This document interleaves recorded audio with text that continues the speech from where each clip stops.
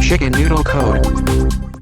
Hi guys, what's up? I have another follow-up tutorial on how to make this even worse. So this is based on the CharCode video that I did earlier, and there's another way of making this even more complicated by obfuscating all the JavaScript. And all you have to do for that is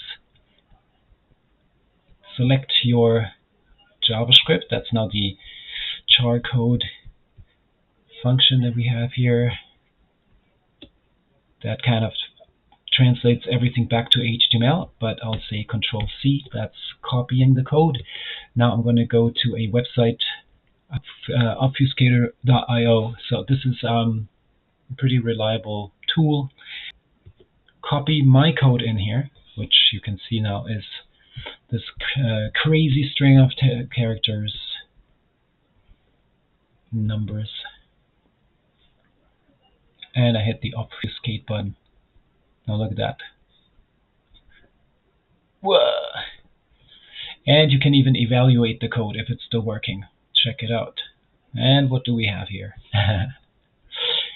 It's the same website, so let's check in the inspector. HTML is all intact. As we can see, we can do the mobile responsive view. We even have the menu working nicely. I don't see anything is broken, even the special characters, everything, the icons, absolutely crazy. And the actual source code looks like this.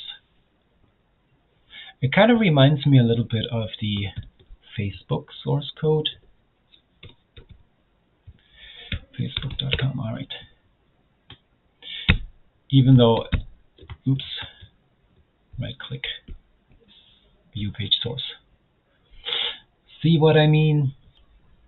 So I will put also this version into the repo, CharCode prank. I will call this one Obfuscated